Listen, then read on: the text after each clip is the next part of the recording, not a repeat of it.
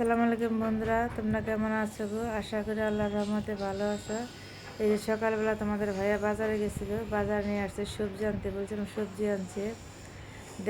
দেখলে অবশ্যই ভালো লাগবে, তোমাদেরকে দেখাই কি কি বাজার আনছে। সবজি আনতে বলছিলাম, মাছ মাংস ফ্রিজে আছে, সেগুলো না করছে আমার জন্য। বেশি মাছ মাংস আনলে খেতে ভালো লাগে না। এছাড়া চিচিঙ্গা আছে টমেটো, ধনিয়া, সজনে পাতা, কাঁচামরিচ, লেবু, আছে মিষ্টি লাউ, আছে যে মিষ্টি আলু, তারপর আছে পাট শাক।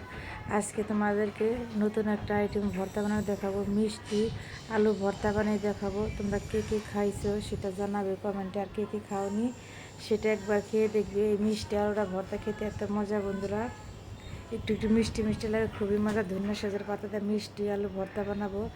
সুন্দর করে মরিচটা আমি ডলে নিব, ডলে পেঁয়াজটা ডলে নিয়ে তারপর সুন্দর করে ধনিয়া সজের পাতা দিয়ে তারপর বন্ধুরা আমি মাখিয়ে নিব। মাখিয়ে সুন্দর করে ডলে নেব, ডলে নিয়ে তারপরে আমি দিয়ে দিব বন্ধুরা সরিষার তেল আমি দিয়ে সুন্দর করে আবারও ভালো করে মাখিয়ে নিব। দেখো কত সুন্দর হয়েছে মাখানিটা, মনে হয় এখনই ভাত খেয়ে ফেলি। এখন আমি মিষ্টি আলুটা সুন্দর করে সিদ্ধ করে নিয়েছিলাম আগের থেকে, এটা মাখিয়ে নিব।